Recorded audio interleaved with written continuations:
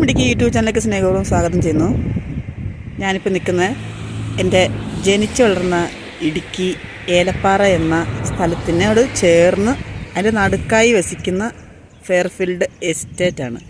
ഞാനിപ്പം ഫസ്റ്റ് കാണിച്ചത് ഈ ഒരു മരം ഉണ്ടല്ലോ ഗൈസ്.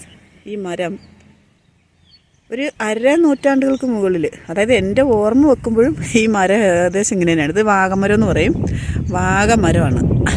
അതുപോലെ തന്നെ ഇതാ ആ കാണുന്ന മലകളുണ്ടോ, അണ്ണൻ തമ്പി മല എന്ന് പറയും. അതാ കാണുന്ന മല അണ്ണൻ, പിന്നെ അവിടുന്ന് കുറേ ഇങ്ങോട്ട് പോകുമ്പോൾ ഇതാ തമ്പി, അണ്ണൻ തമ്പി മല എന്ന് പറയും. അപ്പോൾ ഈ മലയിലൊക്കെ ഏലമാണ്, ഏലത്തോട്ടം. എൻ്റെ അച്ഛനായിരുന്നു അവിടുത്തെ വാച്ചർ.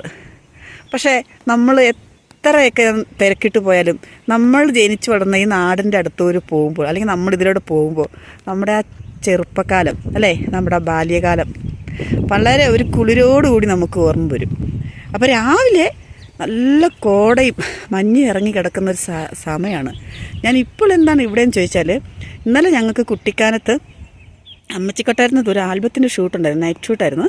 അപ്പോൾ ഷൂട്ട് കഴിഞ്ഞ് ഞാൻ പോരുന്ന വഴിയാണ് ഇതാ വണ്ടി ഇവിടെ നിർത്തിയിട്ട് ഇറങ്ങി ഞാൻ ജനിച്ചു വളർന്ന എൻ്റെ നാടൊക്കെ ഒന്ന് വീഡിയോ എടുക്കുകയാണ്. ഞാൻ കാണിച്ചു തരാം. കുറച്ചുകൂടെ അപ്പുറം പോകണം എൻ്റെ വീട് ഇരിക്കുന്ന സ്ഥലമൊക്കെ കാണണമെങ്കിൽ. ഇതിപ്പം മുണ്ടക്കയം കോട്ടയം റൂട്ട് വരുന്ന റോഡിലാണ് ഞാൻ നിന്ന് വീഡിയോ എടുക്കുന്നത്. ഞാൻ വണ്ടി നിർത്തി കുറച്ച് മുന്നോട്ടൊന്ന് മാറ്റി വണ്ടി നിർത്തി ഗൈസ്. അപ്പോൾ ഇത് കാണുന്ന ഏലപ്പാറയാണ് കേട്ടോ. അതായത് ഞാൻ പഠിച്ച സ്കൂളും കാര്യങ്ങളൊക്കെ. പിന്നെ ഈ മൂളി കാണുന്നുണ്ട മൊത്തം തേയിലകളാണ്, തേയിലത്തോട്ടമാണ്. തേയിലത്തോട്ടം നടുക്കാണ് നമ്മുടെ ഈ പറയുന്ന സ്ഥലവും വീടും ഒക്കെ. ഞാനിവിടെ എൻ്റെ കൈ കൊണ്ട് എടുക്കാത്ത ഒരു തേയില പോലും ഇവിടെ ഉണ്ടാവില്ല. എത്ര വയസ്സിലാണ് നിങ്ങൾക്ക് അറിയണോ? 12 വയസ്സിൽ. ഞാൻ 7ാം ക്ലാസ് വരെ പഠിച്ചിട്ട് 12ാം വയസ്സിൽ ഞങ്ങൾ സ്കൂൾ അവധി വരുമ്പോൾ ഞങ്ങൾ പണിക്കിറങ്ങും ഇവിടെ ഉള്ള പിള്ളേർ.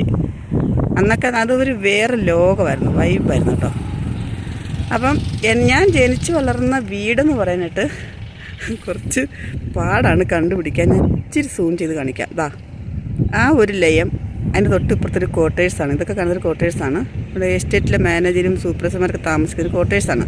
അതിനൊന്നും ഇപ്പോഴും ഒരു മാറ്റവും 6 നൂറ്റാണ്ടുകൾക്ക് മുകളിലായി, എന്നിട്ടും ഒരു മാറ്റവും അങ്ങനെ തന്നെ ഇരിക്കുന്നു.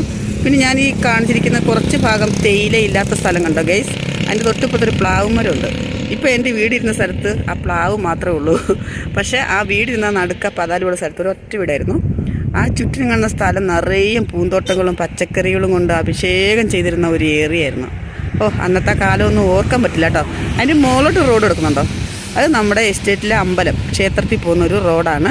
അതിൻ്റെ മുകളിലോട്ടൊക്കെ ലയവും ബംഗ്ലാവുകളും മറ്റു കാര്യങ്ങളൊക്കെ ഉണ്ട്. ഒരു മാറ്റവും ഇല്ല കേട്ടോ. പിന്നെ മാറ്റം വന്നത് ആളുകൾക്കാണ്. കാരണം അന്നത്തെ ജനങ്ങളൊന്നും ഇവിടെ ഇല്ല, ഇപ്പം എല്ലാം ബംഗാളികളാണ്. അതിന് കാരണം നമ്മൾ മലയാളികൾ തന്നെയാണ്, അതിന് യാതൊരു മാറ്റമില്ല. പിന്നെ അവിടെ നിന്ന് ഇങ്ങനെ താഴോട്ട് പോകുമ്പോൾ ഇതാ വാഗമണ്ണ് റോഡാണ്. അവിടെ നിന്ന് ഒരു ശകലം കൂടെ വളഞ്ഞ് കഴിയുമ്പോൾ ഇതാ വാഗമണ്ണിലോട്ട് പോകുന്ന റോഡാണ്. ആ വണ്ടി പോകുന്നുണ്ടോ, വാഗമൺ റോഡാണ്. ഇപ്പോൾ അവിടെ ഒരു ചെറിയൊരു ക്യാൻറ്റീനൊക്കെ വന്നിട്ടുണ്ട് എസ്റ്റേറ്റ് വക. അതുപോലെ തന്നെ ഇവിടെയൊക്കെ നല്ല കുറച്ചുകൂടെ കഴിഞ്ഞാൽ ഇവിടെ ഭയങ്കര വണ്ടികളാണ്, ടൂറിസ്റ്റാണ്.